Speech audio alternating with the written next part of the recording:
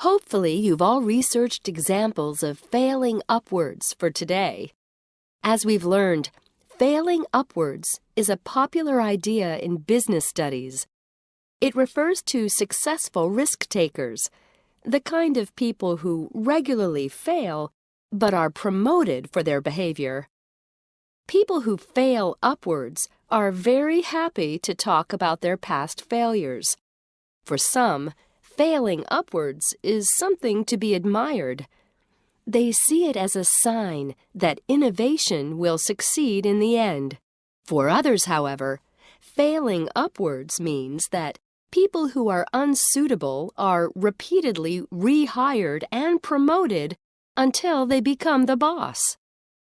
It rewards risk above dedication. Are there other areas of life where failure is viewed in a positive way? Does anyone have an example from the arts?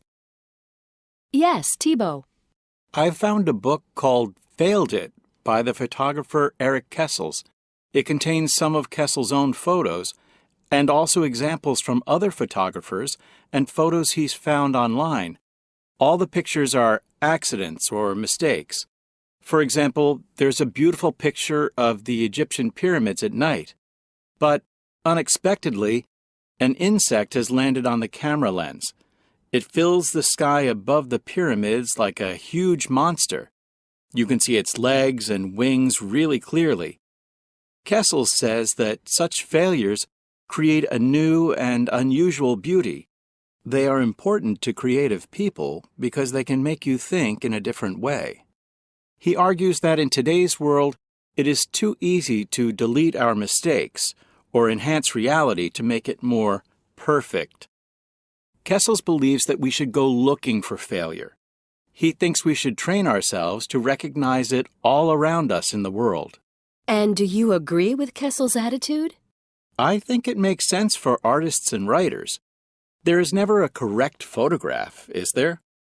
And I also think it's valuable to notice failure, particularly online. If you look at people's online photos, it often feels like everyone is on holiday or at parties every night. But life is far more complicated than that. Okay, thank you, Thibaut. Does anyone have an example from a different area? How about sports or science? I have an example from science. Great! Go ahead, please, Natasha. Well, people often think that scientists don't like mistakes. If you ask people to think of a scientist, they often imagine a genius, a bit like Albert Einstein, who makes amazing, sudden discoveries. But in fact, that's completely wrong. Scientists work in teams and they build new ideas together over time. Making mistakes is an important part of that process. Failure is expected. Scientists are actually very happy to make mistakes because it teaches them new things. And those good ideas are passed on to other people. For example, until the 1990s, even though we'd been looking for centuries, no one had seen a planet orbiting another star in our galaxy. We only knew for sure about the planets around our own sun. Then, in 1991, two astronomers, Matthew Bailes and Andrew Lynn, found a planet orbiting a pulsar. It was a major discovery, the first of its kind. When they announced their discovery, the scientific world was delighted. However, Bailes and Lynn had made a mistake in their math calculations. Just a few months later, in 1992, Andrew Lynn went to a large meeting for astronomers.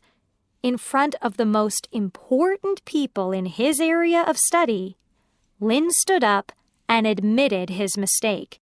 He showed where he'd made the error and explained how other people could avoid making that mistake. And guess what? The entire audience applauded loudly. The other scientists were truly pleased that the mistake had been found and explained. Today, using better math, we have found thousands of these planets. Thanks, Natasha. So in science, learning from other people's mistakes is very important. Yes, but for Bales and Lynn, the only consequence of their mistake was some embarrassment in front of their colleagues. They hadn't lost lots of money for their company, for example, or caused any danger. In some science jobs, failure has very real costs. I'm not sure that failing upwards is a sensible idea at all.